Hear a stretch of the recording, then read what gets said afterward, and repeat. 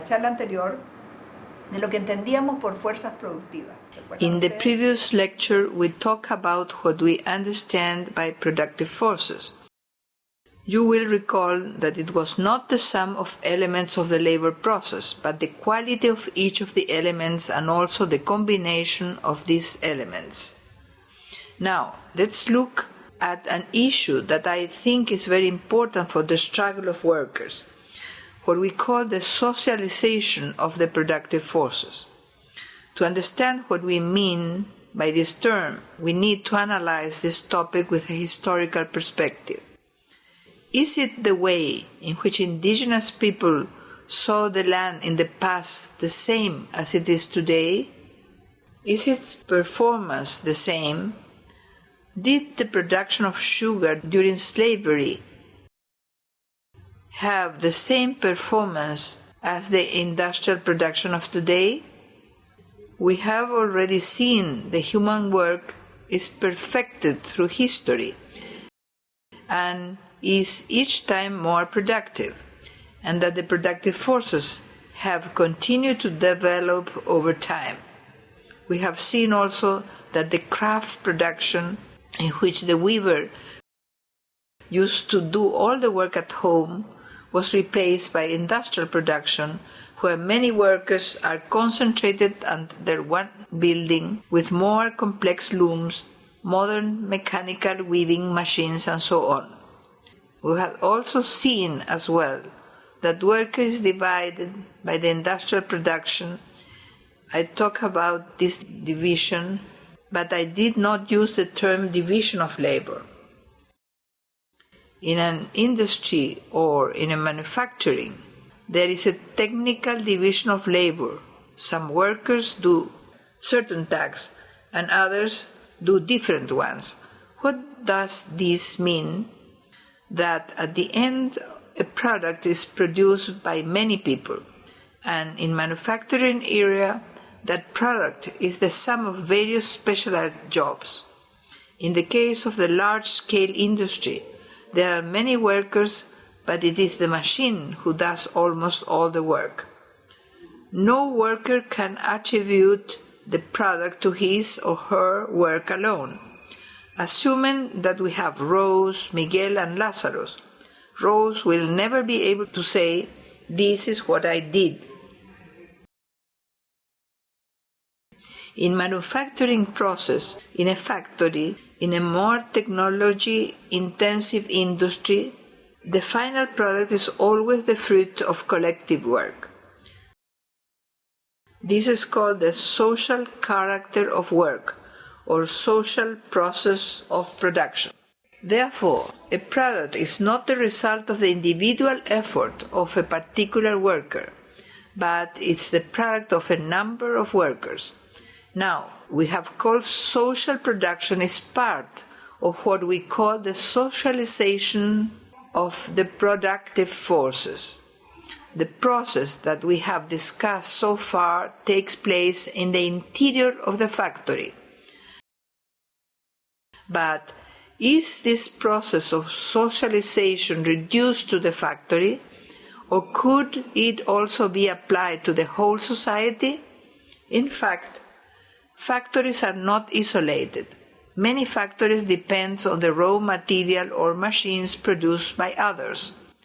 We see an ever more social nature of the means of production and an increasingly more social destination of the products.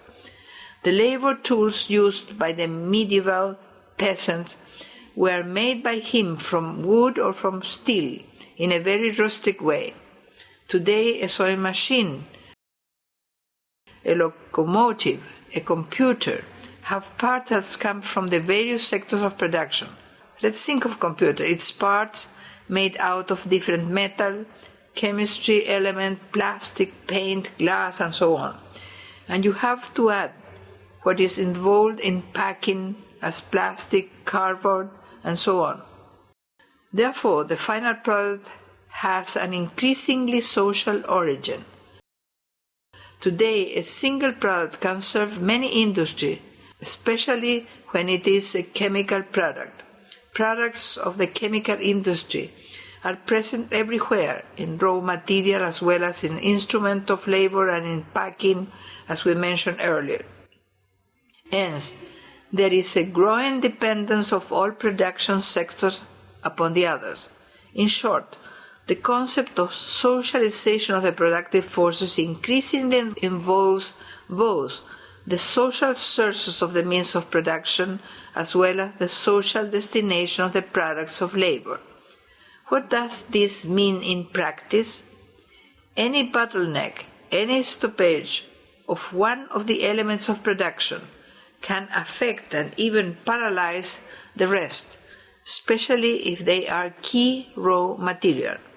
For instance, a strike of the oil industry would damage countless different areas of a country's economy.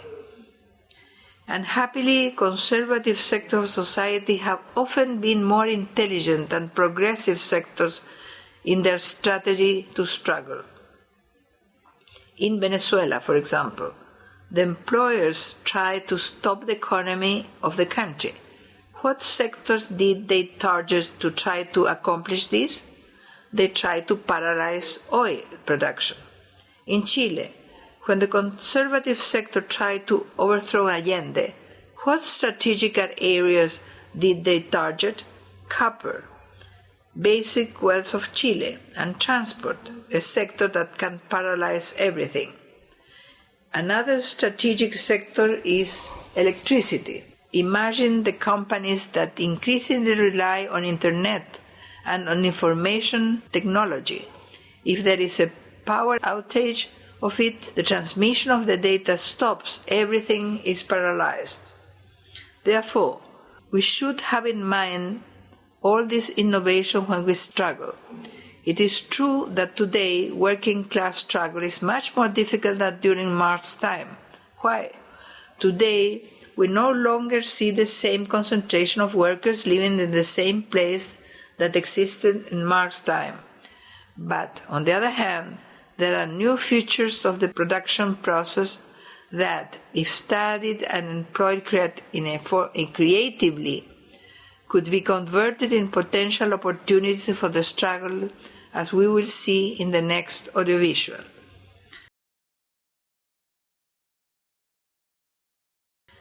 This is the end of the series of lectures that we have called the preliminary concept to understand capitalism. In the next cycle of lectures, we are going to talk about the capitalist's exploitation. We are going to try to explain the logic of capital.